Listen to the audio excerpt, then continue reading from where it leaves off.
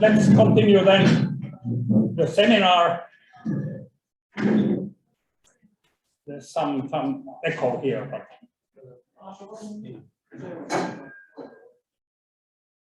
yeah, okay, and I hope Pascal Hitzler is there. And let me introduce to you our keynote speaker for this seminar, Semantic Web 20 Years in Finland. Pascal Hitzler is Lloyd Smith Creativity and Engineering Chair at the Department of Computer Science at Kansas State University, and Director of the Center for Artificial Intelligence and Data Science. His research record lists more than 400 publications in Semantic Web, Artificial Intelligence, Neural Symbolic Integration, Knowledge Representation and Reasoning, Machine Learning, Denotational Semantics, and Set-Theoretic Topology. He's founding editor-in-chief of the Semantic Web Journal, the leading journal in our field, and also of the EOS Press book series Studies on the Semantic Web. He's also famous for his contributions in the W3C recommendation, our primer documentation, and of the rewarded book Foundations of Semantic Web Technologies. If you want to find really out what semantic web technologies are, I can recommend this book for you. So, welcome, Pascal, and the floor is yours. Thank you, Eero. Is the sound okay? Yes. And screen share, I presume, arrived as well. Yeah. Okay. Great. All right. Thanks a lot. So first of all, let me thank Eero for the invitation. I'm really honored.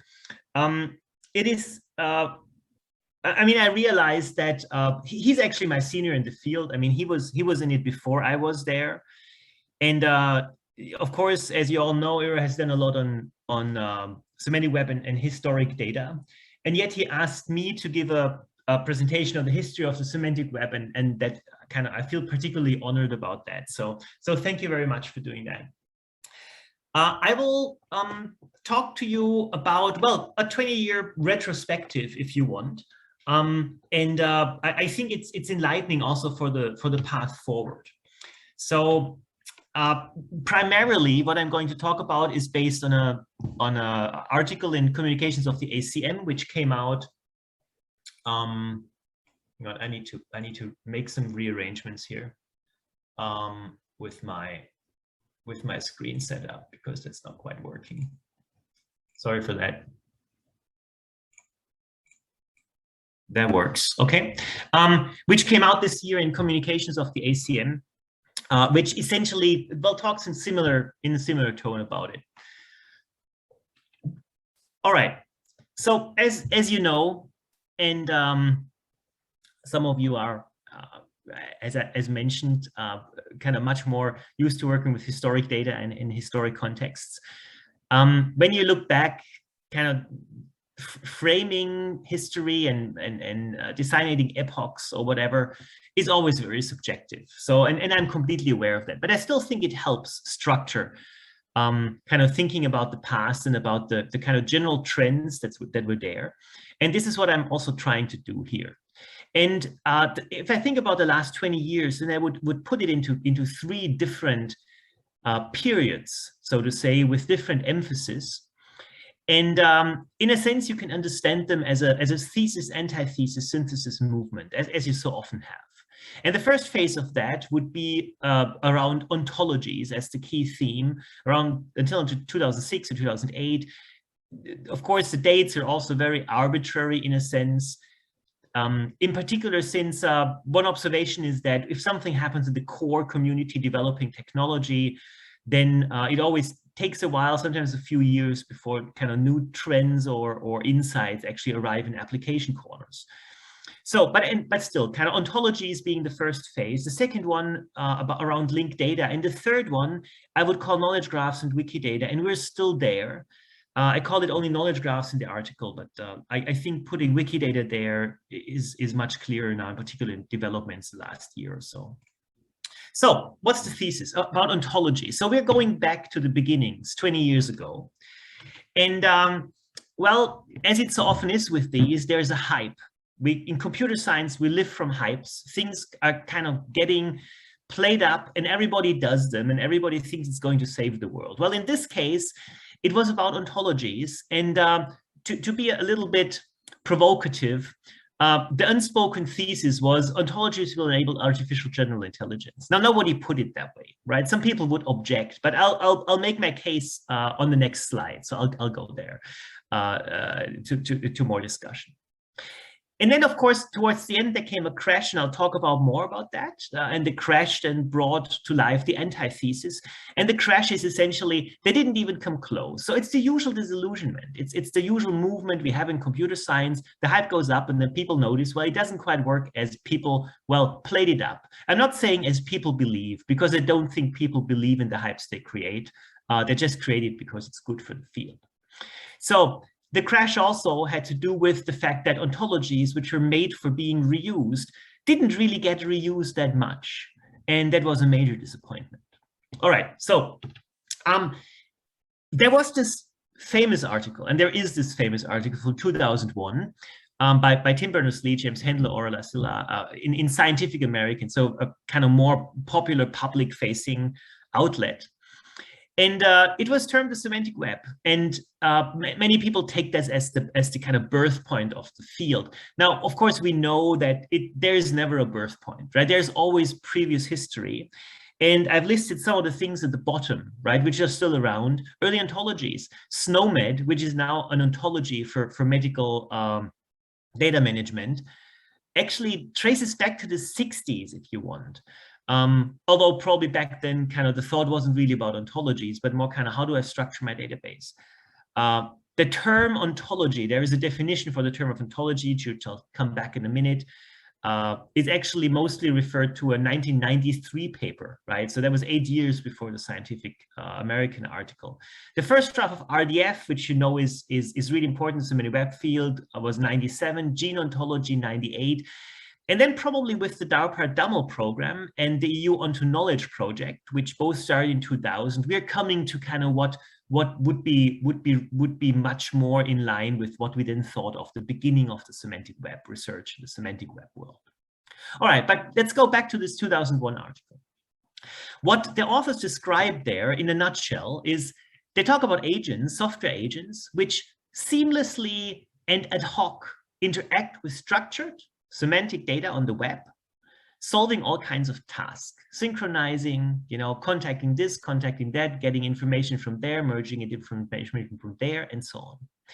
And even back then, kind of people who read this, and I mean, at least me, were thinking, nah, that's overblown. That's nowhere there in the intermediate future, right? And we still don't have that. Of course, we have a much better understanding these days. What the problems are, right? But this in particular, ad hoc and seamless and all kinds of tasks, right? That was just too much. And this is why I'm saying this gets us very close to artificial general intelligence, which of course kind of wasn't mentioned back then. Indeed, back then, you better didn't mention artificial intelligence as a word because it was not a good path to funding. We were in the middle of the AI winter, of course. Another interesting observation is that this paper is full of agents, and agents, semantic web agents, was probably the first subtopic in semantic web, which got completely killed 5 or 6 years later or 7. So nobody talks about agents any longer. It's just no longer a topic.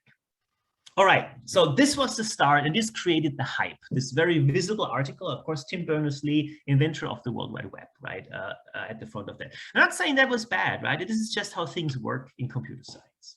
So some of the good stuff. So what happened during that time? The hype was about ontologies. It was the kind of the new concept, so to say. Indeed, some ontologies matured during this time, became very important. Again, talking gene ontology, talking SNOMED, for example, as I mentioned earlier. Standards matured, which are still around and important. All in RDF in 2004, version 2 in 2012, Sparkle in 2008, version 2 in 2013, to just mention some of the most important. And in particular, also very active and diverse community grew to propel semantic technologies forward, including strong industry interest, and of course also strong interest in application areas, including the digital humanities, which actually getting quite some revival and kind of increased attention worldwide with respect to semantic web context. All right, so ontologies. The definition by Gruber from 1993, and I'm rephrasing a bit, is essentially that an ontology is a formal, explicit specification of a shared conceptualization. Perhaps one of the strengths of this definitions, if I may put it sarcastically, is that it doesn't really say what it is. But kind of let me put it in my own words. What an ontology in that sense primarily is in the semantic web community. It is a vehicle for data integration, sharing, discovery, and reuse. And the vehicle technically, and I didn't put that in a slide because you guys know that because you're here at this meeting. An ontology is, well, a shared conceptualization, meaning it's a formal model for a piece of, well, a domain of interest. We're modeling some context. For example, the history of the American slave trade, right? For example, or ocean science data, things like this, or the area of natural disasters, for example. So we're making a formal model for this, and one of the thoughts here is that it's a main vehicle for data integration, sharing, discovery, and reuse. The ontology forms a conceptual model or a schema for data organization, integration, and management.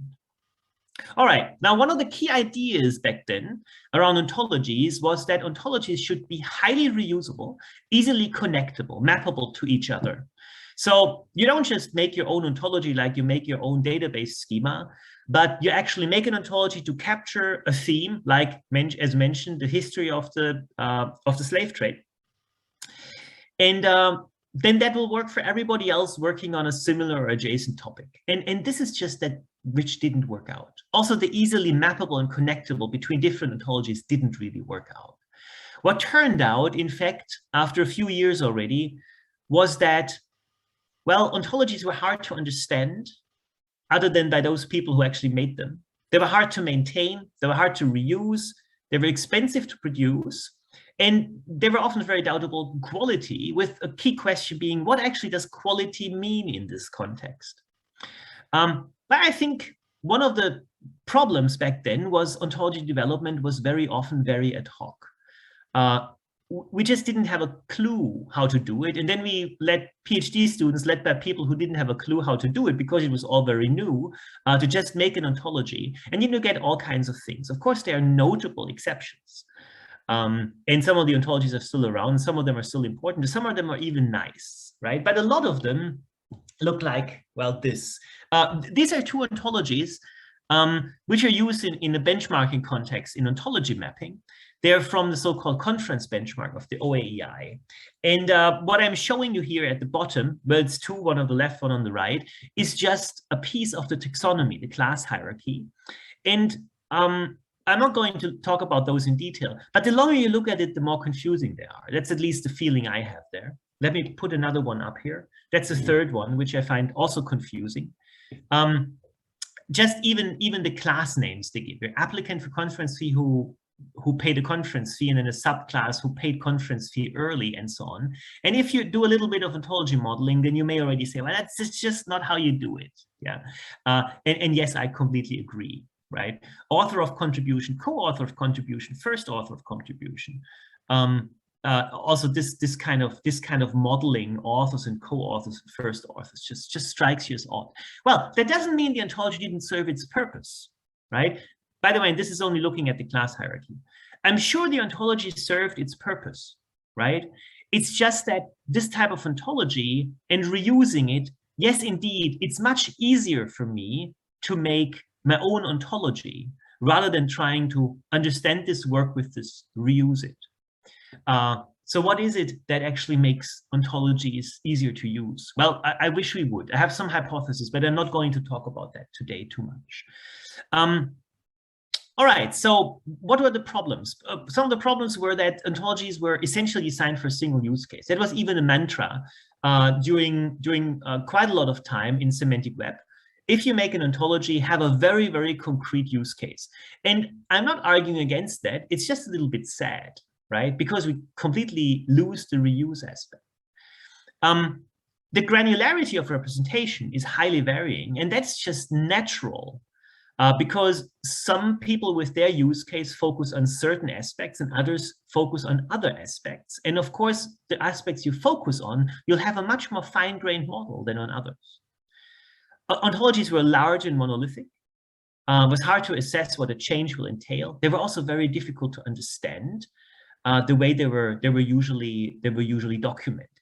So very difficult to adapt to a new setting. And as mentioned, it often seemed easier to make a new ontology from scratch than to try to understand an existing one and adapt it to your requirements. And again, I'm saying that doesn't hold for all ontologies. There are very notable exceptions. They're very good exceptions. However, many ontologies you look at out there are just, well, yeah, that way, that I don't want to use them. I'll make it my own and it will be quicker. All right, so what did that lead to? Well, it could have led to a reflection, how do we make ontologies better? How do we address the problems I've mentioned earlier? But of course, that's not what usually happens. What usually happens is that a community throws out the baby with the bathwater, if you allow me that metaphor. So now's the antithesis. And the antithesis, which kind of started bubbling up 2006, 2007, 2008, when people noticed that ontologies are not getting reused and agents were dead on the semantic web, essentially, is that people were going towards what became known as linked data. And well, the loudly voiced tenor back then was ontologies just don't work, right? It's a little bit like, 15 years earlier, people were saying artificial intelligence just doesn't work, right? Now look where we are these days, right? So ontologies don't work, just scrap them. That was the idea. You don't need ontologies. You don't really need to think much about how you organize your data. What you should be doing is you should just put your data out on the web in RDF, make sure you link it to other data, and that will solve all your data management problems. And that was the new hype. That was kind of the general tenor in the community. And of course, the crash came a few years later when it didn't even come close. I wrote a paper together with co-authors in 2010, which is called, the title was Linked Data is Merely More Data. Linked data is merely more data, simply because the reality of it was that, well, it didn't really help that much. Now, again, there's exceptions. And there's still people living from the data that was compiled, and they're managing large portions of it and doing wonderful stuff with it, right? So, and of course, it's always the hype and the crash, and both are kind of a little bit overblown. But generally, that was the direction. So, well, one of the probably most frustrating realization for those people who were kind of really setting on the linked data train was linked data didn't really get reused either. Well, like ontologies earlier didn't really get reused. So this kind of didn't really help either for that case. And again, I'm talking about the hypes, right? And the crashes. Of course, there was reuse. Like there are still very good and very old ontologies out there. Okay. So, as mentioned, just put your data on the web in RDF format. Make sure it has plenty of links to other linked data sets. And out of that, miraculously, comes, well, something that is useful. That was the idea. Because this will create a network of smart data, another term from that time, that will solve all your problems that ontologies weren't able to solve.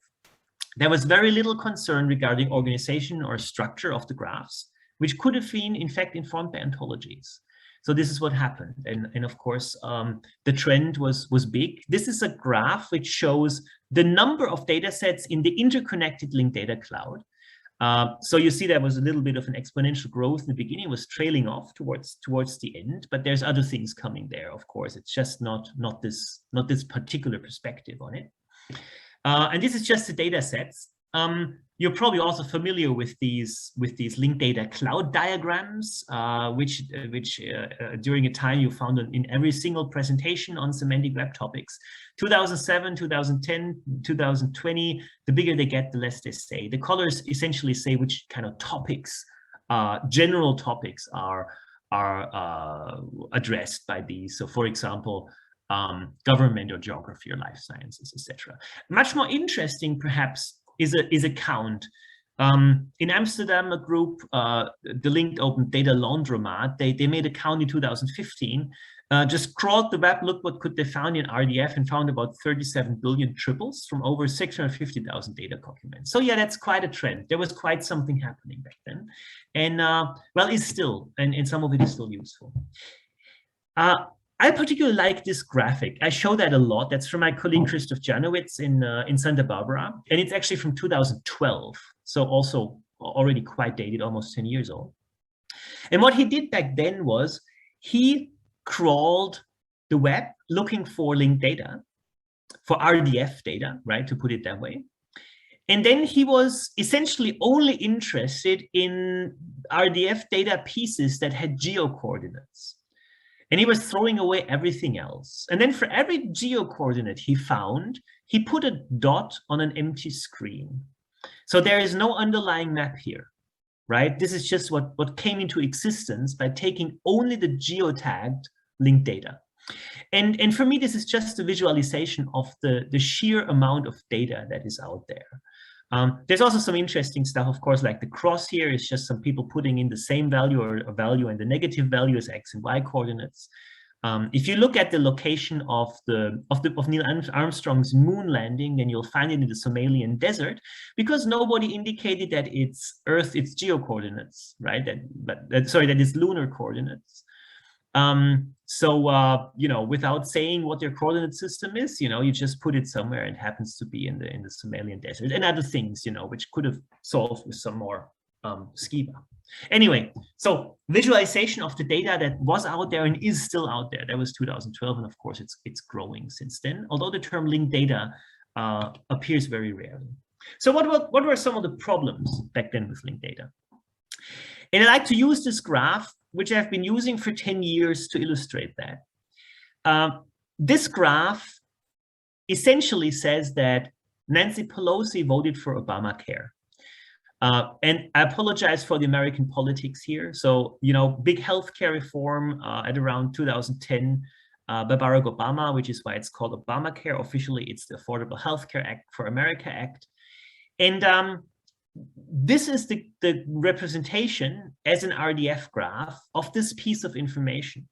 And I don't have objections against this representation, because the representation actually tells you exactly how the voting processes work.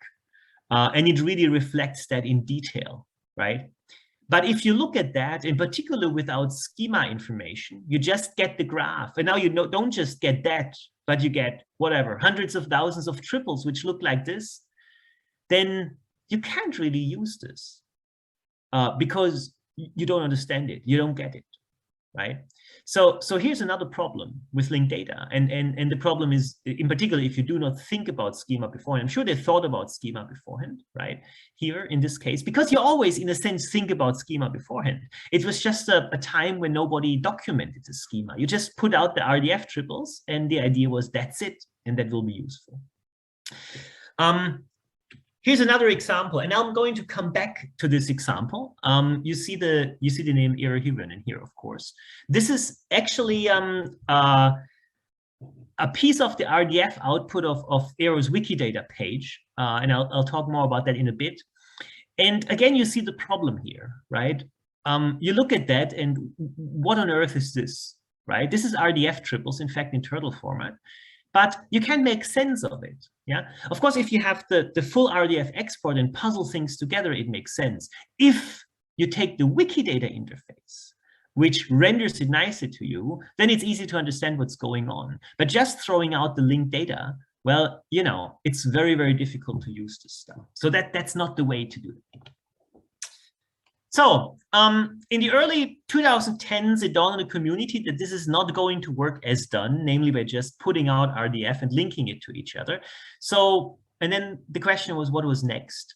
And the next impulse did not come from the research community, in fact. The next impulse came from industry. So now we're entering the synthesis phase, 2012, or probably a bit later. I think kind of 2014 would probably be a better one, but 2012 was when both knowledge graphs, the Google knowledge graph, come to that, and Wikidata were actually launched. So I think therefore the date makes sense.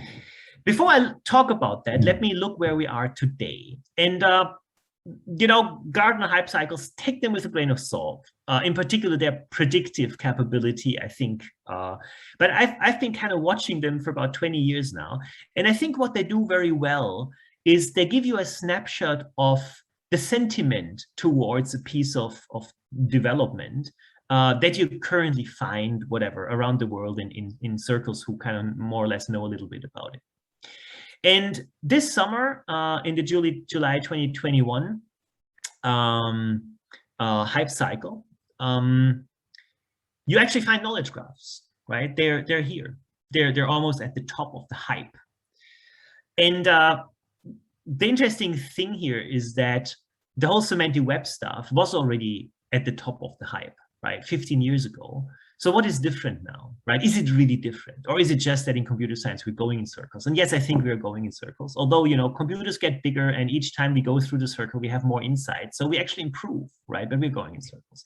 Another interesting tidbit here on this graph is at the bottom here, because there's semantic search there. And I believe semantic search was on the graph as well, whatever, 15 years ago or something like this. And it probably also was somewhere up in the hype. I couldn't find any old ones which had it, but I'm very sure it was there.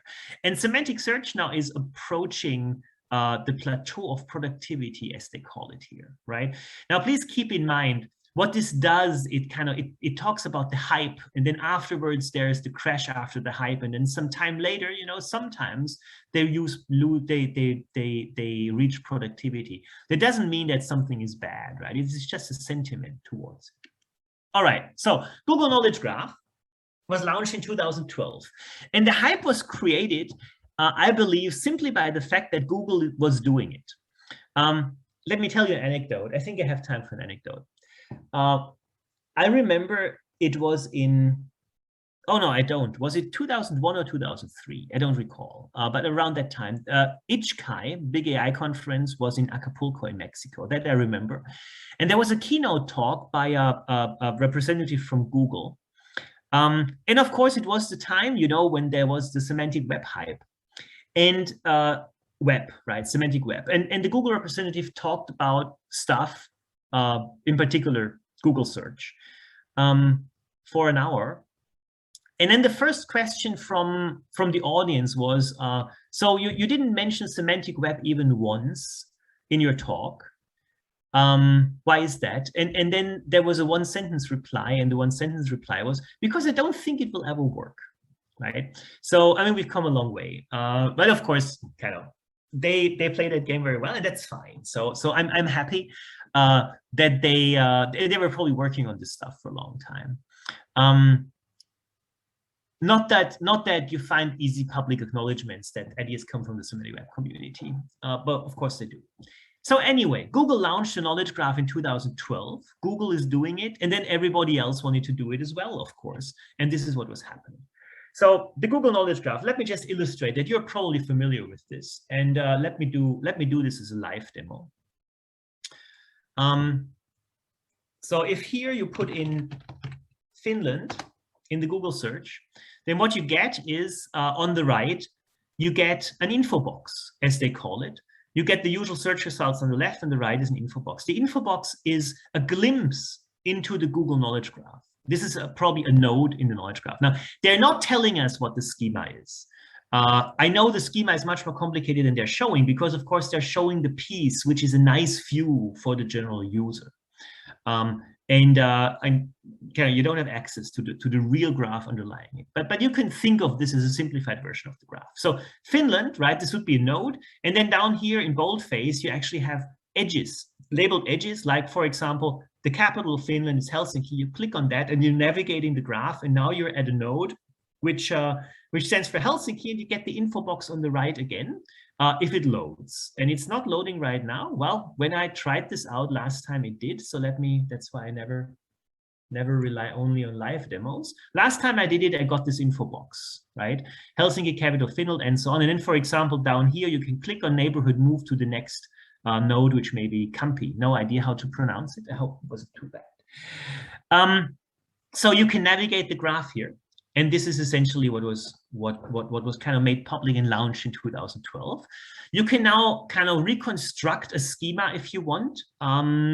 Kind of a country, this is the type, having a capital, which is a city, having a neighborhood with district. You may have currencies, numbers, areas, and so on, data types attached to this. Well, as I already mentioned, I don't think that's the, or I'm very sure that is not what they have underlying it. They mentioned the keynote talk at ISWC a couple of years ago, which was actually representative from the knowledge graph schema team. So they even had a schema team that they use the knowledge graph as a backbone in a lot of their services, even if you don't see them. I think they mentioned, for example, YouTube explicitly. I have no idea where they use YouTube, but so it seems to be quite everywhere. This is a paper from 2019, written by people from, well, Google, and now don't get me wrong, I hope I remember correctly, Google, eBay, Yahoo, Bing, and yeah, I think those were it. And they were talking about their industry scale knowledge graphs, right? And of course, kind of Google was doing it, others were doing it, everybody wants to do it. So this is where we were. This is the situation, and knowledge graphs are kind of bubbling up. So what is different? Are knowledge graphs just RDF graphs? Well, not necessarily, right? I mean, RDF is, in the meantime, I think a key way of representing things, but it doesn't have to be. The more important thing is that it's conceptually a graph. And there are other main differences to the linked data hype which we had. And let me just mention a few of them. One of them is that linking is de-emphasized. So linked data, the idea was that the linking between different graphs is really what kind of gives your data the power. Nobody is kind of really talking about these days. Although some linking is certainly, of course, still happening, because many of these graphs are actually produced by ingesting data or graphs which are already out there and linking them with things you already have, but you do it internally. So openness is also de-emphasized. It is more like you make it for yourself, but you make it not for one purpose. You make it such that you, in the end, get a knowledge graph that you can reuse for multiple purposes, in the way like kind of Google said they're using it almost everywhere, right? Then there is a renewed consideration of schema quality. This is not discussed that often in articles, etc. But if you kind of talk with people from the relevant industry, then yes, there is a consideration of schema quality. How do you need to structure your graphs to make them really useful, to make them easier to manage, and so on. And sometimes I tell you a story how a change to the schema really helped the company, and then you ask them and say, you should publish that, and say, no, we're not publishing that. Which is okay, of course, right? But that's what's happening. Another difference to linked data is tighter and central control. So the idea here is primarily more of kind of who owns the graph, who has the control, right? Linked data was the idea, well, everybody pulls out some linked data, you link them, and something magically happens. So now there is tighter control. And also, I think it's important to see that there is now a clear transition from academia to industry. As mentioned, the knowledge graph hype is driven by industry adoption. And it, of course, makes a difference. The goal here, in most cases, or in the cases I can see, is to produce a flexible, extendable, end-user friendly, but in the end rather tightly controlled repository of integrated reusable data, right? And now you could say, well, some people were doing that from the very beginning, right? Wasn't that kind of always what you wanted to do? Well, yeah, some people were, and they continued to use ontologies during the linked data hype, right? For example, and so on.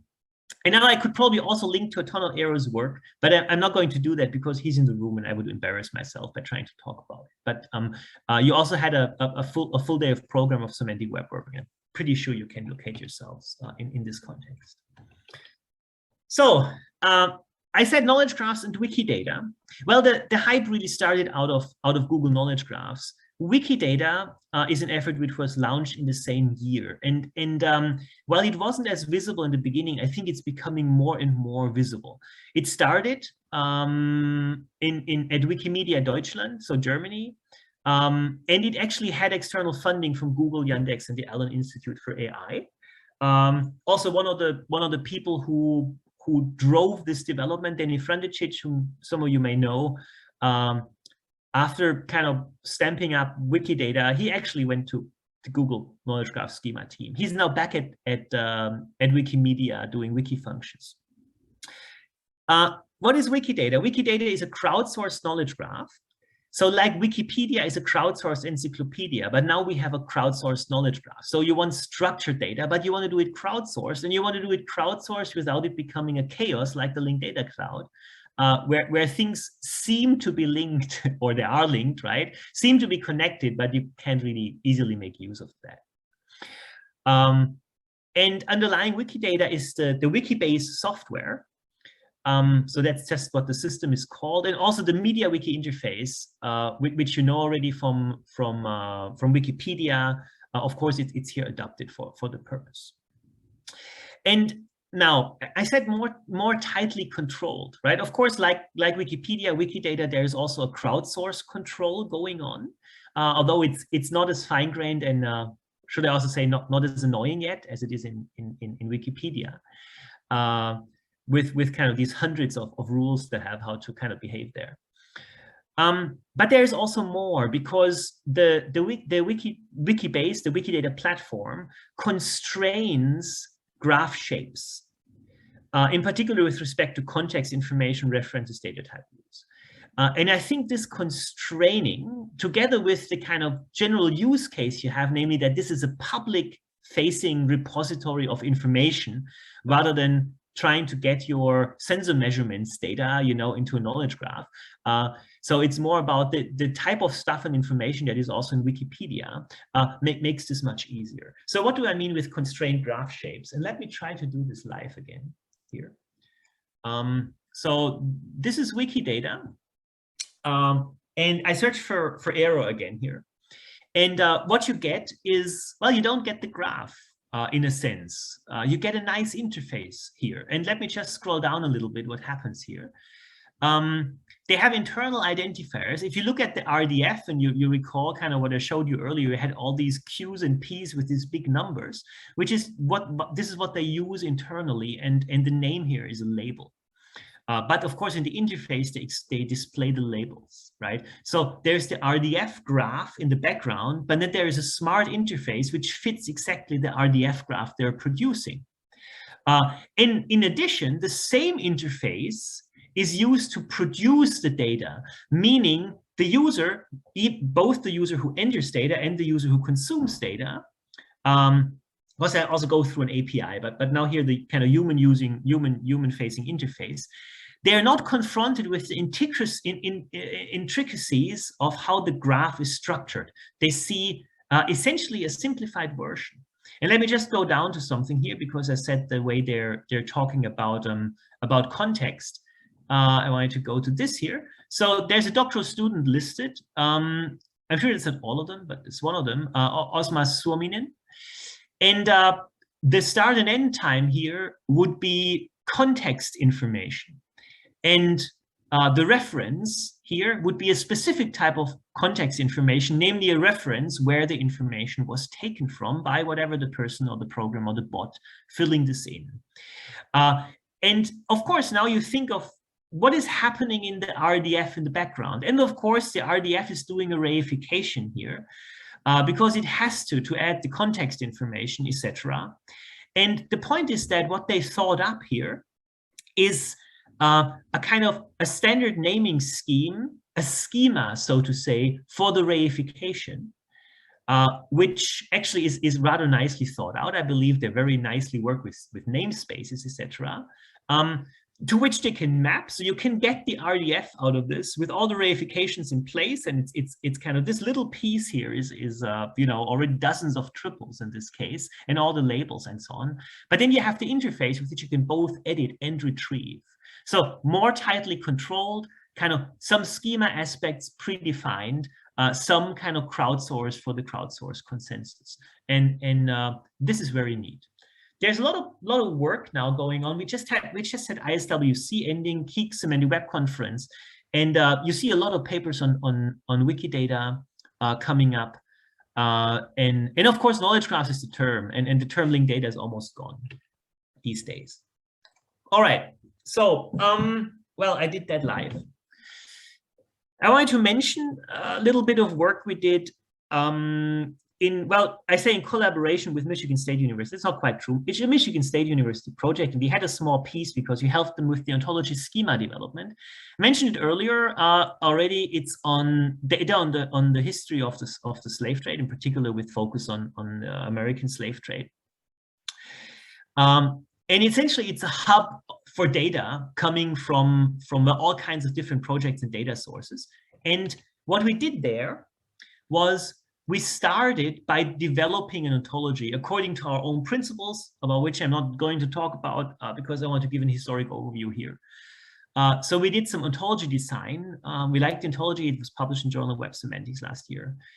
And then we realized that in Wikibase, in order to be able to use the Wikibase interfaces and software, also the APIs, for knowledge graph construction, interaction, and all these other things. This was not quite straightforward because you can't do everything in Wikibase which you put into a quality ontology design, right? So we're actually working on making that transition much smoother, but that was essentially what we did. There's another very interesting project going on in the EU called the EU Knowledge Graph, where they also use Wikibase, for example, for actually constructing the knowledge graph. So similar idea there. All right, last slide I have. So this is where we are, right? The ontologies were the hype. People were disillusioned by the overhype. They went to linked data, essentially said schemas are not that important. Turned out that didn't work quite either. And then the industry side came along. Knowledge graphs were launched. Wikidata came up. And there is more control now. It's also more central. Somebody has the control. Somebody decides how these things are done, at least to a certain extent. And the same is true for Wikidata, although, of course, the content is crowdsourced. So there's the differences. And now we see these large-scale applications coming out of it. And Wikidata itself is an application, in a sense. I also mentioned, I wanted to mention two more points just at the side. I didn't talk about them too much. But since we're talking, where's the community going? I think these insights are helpful. So yes, ontologies are back on the map. Use of Wikidata, Wikibase is growing and is growing in importance, both for use, but also for investigating what is happening there. I already mentioned earlier, and I wanted to come back to that simply because we're talking about work in Finland, and I'm kind of familiar with the historic semantic web work done there. Semantic Web for Cultural Heritage has become a substantial community. We ran 2 special issues in the last 2 years or 3 of the Semantic Web Journal on cultural heritage data, and they got tons of submissions. I didn't quite know that, so I only became aware of that when I saw the submissions coming in. It was kind of, wow, there's quite a trend there.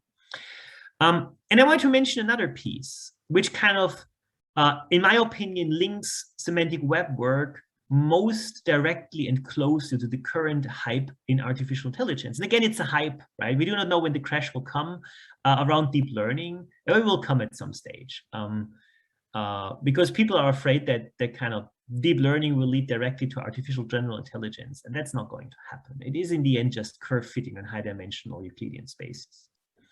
So, and the link, I think the interesting link is around explainable artificial intelligence, which is the question, how do you actually explain a trained system based on artificial neural networks? Because they're black boxes and you really don't know what's going on in the inside.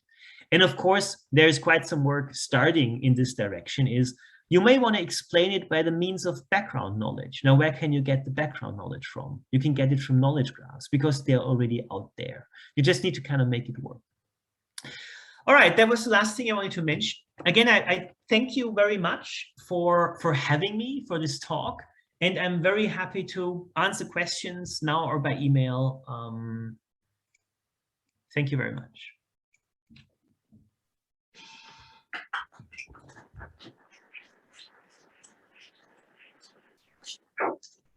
Yeah, thanks for the very insightful presentation. I think you really nailed it down. I think. Do we have questions from the audience? Let's see. Are there any questions in the chat now? What about there's one? Thank you. So that how you see the cluster. Do you have like a vision of future of your own? What is going to be 5 years ago? About after 5 years, maybe 10 years from now? What is the semantic web?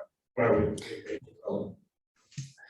I think so. There was a problem with probably because the microphone is too far away. So I don't know, Eero, can you repeat the question?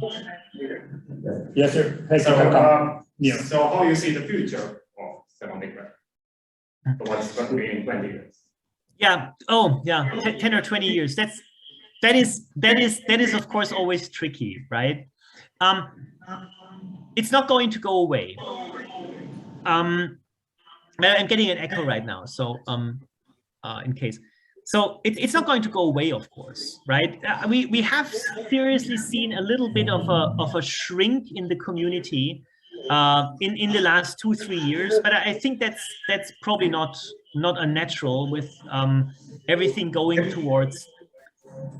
Sorry, I'm getting an echo. So if there's a way to kind of whatever switch off the microphone just a minute or so, because it's one of the things that's very difficult for me is when I kind of hear an echo of myself. Nothing is more distracting than hearing yourself, you know, with a second delay. So, all right, let me collect my thoughts now. So where is it going? It's here to stay, right? Because it's much too important, the problem. The problem, of course, which we're addressing is data management, that there is more data and there is more need for doing the type of work which Semantic Web has pioneered. So what are the big problems? The problems which are not going away. And the problem is that there are so many questions, even questions of global importance, that cannot really be addressed or answered without having a lot of data from a lot of resources at your fingertips to analyze together. So this is the key problem. And the people who get the spotlight, right, are the people doing the analysis. You know, when people say data science, they mean data analysis. But what actually happens is that 80% of the work of a data scientist is actually data management, finding the data they need, curating it, putting it into the format they need, merging it with other data before they can actually do the analysis. And this is where Semantic Web is. Will it still be called Semantic Web in 20 years? I don't know, right? But even if it isn't, right, that topic will survive. Now, currently the best bet how to address all that is using graph-based data structures. And as pointed out in the talk, consideration around a good schema, and I believe they won't go away, because the consideration of a good schema and kind of the graph structure is around the question, how do I best organize data to make this large-scale integration and then post-hoc analysis and then hopefully reuse of the data, because it saves a ton of money and work, easier. And this is the key Semantic Web question. And that was a key question 20 years ago. There was a key question 25 years ago. It will be still a question in 10 years. I'm very sure about that. You know, who knows?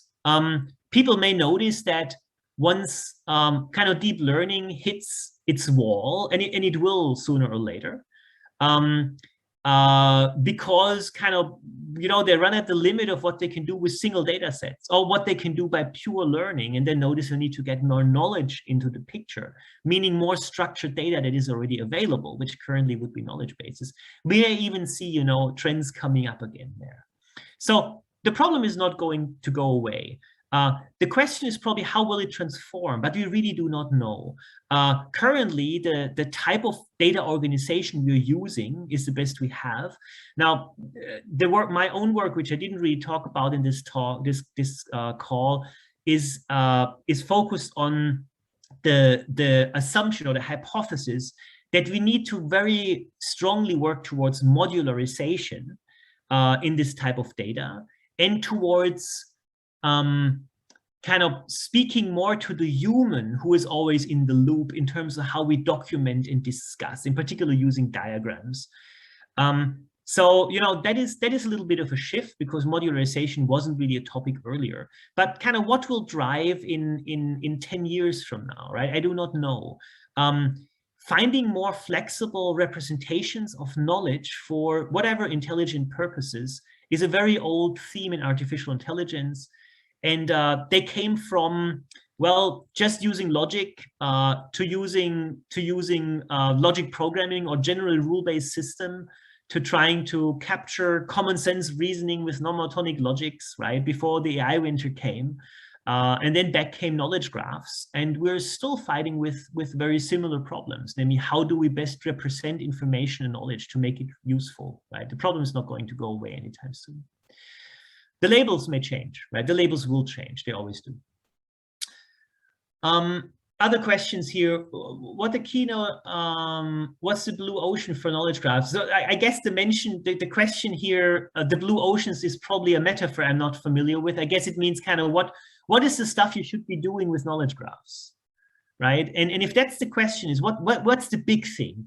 I think the big thing with knowledge graphs in terms of research is how to make the whole knowledge graph infrastructure and context work in such a way that it saves work for everybody. And that is a tricky one, but I think it's almost the holy grail of the semantic web, I think. Because I think that's also the kind of point of existence for semantic web. We want to make data management easier. What are methods to make it easier? How do you structure your graph to make it easier? How do you make the right interfaces to make it easier? How do you make the right software to make it easier? And this is, I think, the long-term path forward here, really. What is your view versus federated wiki bases versus Wikidata? Let me just put it that way. Now taking it from our own project, right, the Enslaved project on the history of the slave trade. So the idea here was you want to make a data hub, right, which you actually want to have under your own control, because it is for a specific set of purposes on a very specific topic. Driven by specialists, namely by historians in the field. Now, I believe if you put that all just on Wikidata and do it there, then you get the community messing around with it, and you may be losing some stuff. So there is a point for doing it separately, right? However, I believe there is also a point in I believe, one thing which the Wikidata community and in Wikimedia is doing, namely making it easier to establish linkages between different Wikibase installations and to make it easier to export information, for example, into Wikidata or to ingest into your own files. And I think this is great. However, I also predict at this stage that the fact that they're not really thinking about domain schemas or not, you know, in a structured or principled way, is going to essentially fall on their feet. Because as soon as you have different people developing different schemas for different purposes, you have the same problem again with mapping, for example. So we will see how this develops, right?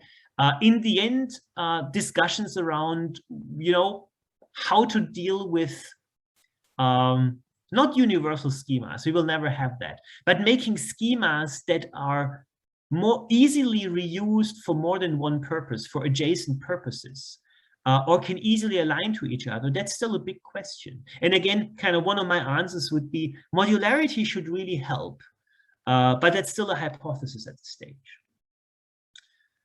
All right, and thanks for the questions. So there's a comment.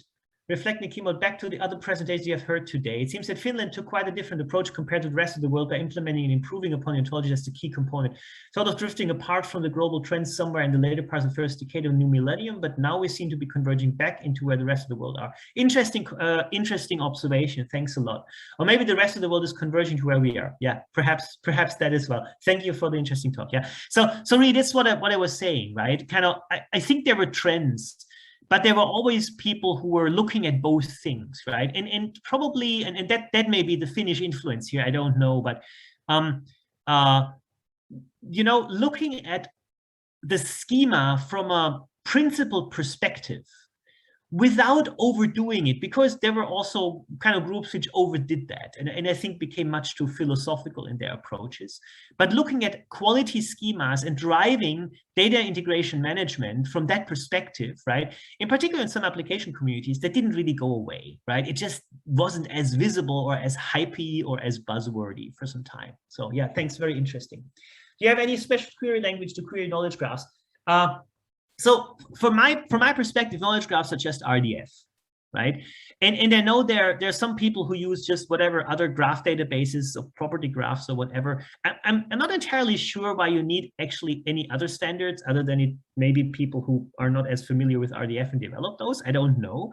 RDF is fine. RDF, of course, is also weird and wild and crazy, right? But like these consensus standards always are, but it's there, it does its job. We should just think of RDF as the assembly language of knowledge graphs, right? Which means we need good interface and good tools to deal with it, because you want to compile your stuff into it and get it out of it, but you do not want to directly work on RDF. That's not where you want to be. And then of course Sparkle, same thing, right? Sparkle's great for that purpose. Again, kind of we still have to write Sparkle queries by hand, against a knowledge graph which is poorly documented often, and that's not how it should be done, right? So but I think the question here is not, do we need different base technologies? I think the base technologies do that. I think we just have to understand the base technologies as the assembler level of like in programming, right? It's the base level. All right. Of course, sharing or reusing same Wikidata properties in your local Wikibase model would make sharing data easier, both between Wikibase and with Wikidata. Yes, of course, it does. The problem is just that kind of once you work with specialists, that's just not going to cut it, right? So the level you get often in these crowdsourced pieces, and that may change and they may find a way of doing that, but it's just not fine-grained enough for detailed stuff. Right, wanting a detailed provenance of sensor measurements together with detailed calibration data, which is important for some people, right? For scientists, for example, it's going to be a nightmare to put that into Wikidata, and you could probably, right? But then kind of once you pump all your sensor data in there, then you double the size of Wikidata as it currently is, and nobody's interested in that stuff other than the specialists. So I think some thinking here is needed, kind of how to organize that, and yeah, it's not going to be easy, in particular as schemas diverge, because a schema that is not as fine-grained enough is often a problem if you want to kind of now have data that is much more fine-grained. The other direction is actually easier. If you have a more fine-grained schema, then you can also just map it into a simpler one. The other direction is the problem, usually. Future of OWL when ontologies are coming back. I think ontologies are already back, to be honest. It's just that people don't really talk about them as much. And even I often use knowledge graph schema instead of ontology, but I mean exactly the same thing. Of course, now we also have Shackle. I didn't quite understand why Shackle was needed. You could have just kind of taken OWL and endowed it with a different semantics, and I think there was also some discussion there. But again, it doesn't matter. It's the assembly level of it, right? We're talking about schemas. Ontologies are one way to look at schemas. And the future of OWL, again, OWL again is just, it's a way to express this stuff, and I think it does a very good job there, but it needs work refining. In particular, I think we probably want to have better bridges between OWL and Shackle. We probably want to understand the different uses OWL is put for, because on the one hand, OWL is sometimes used as a schema, right, which brings you closer to closed world semantics, which OWL by standards is not. On OWL, or generally ontologies, are often used kind of for capturing human conceptualizations, which is great, right? But formal logic can only go so far. And then, of course, you can use OWL for formal reasoning, for deductive reasoning, which is useful in some contexts if you want to do that. but it's actually not useful in many contexts in which ontologies are very useful as a graph schema. So we probably need to understand that there's different uses of OWL, and need to understand that probably the formal semantics of it is helpful for some of them and probably would need modification for others, and so on. So I think there's work to be done. Graph schemas, knowledge graph schemas won't go away. They will be around. And logic will always, logic for knowledge representation will always play a role. Is OWL the latest word here? I don't think so, right? But it's a very good basis. And we probably can do good stuff by just kind of developing and refining it further. That's my opinion on that one. All right, I think I'm out of time, and thank you all for the questions. That is really great. Yeah, thank you very much. I think it's time to close this session, and I'd like to thank Pascal for your insightful talk and on all this discussion. That was very, very refreshing, I must say. And I'd also like to thank everybody who was presenting here before that. I'm sorry that we spoke Finnish. It would have been nice to have a kind of international meeting, but this time we decided that we will sort of speak Finnish. And also many thanks to everybody who is here at the room here and looking at these meetings through Zoom. So let us meet after 20 years and see how the semantic web goes on in Finland 40 years after 2001. We will publish all these presentations that we managed to record on the web, and also all presenters, please send us the slides. We will put them as well online. Or if you have any other related material, we will compile a new version of the website of this meeting. So thank you very much. And now it's party time. Sorry, Pascal, you cannot attend to the semantic sauna and other things here, but perhaps next time.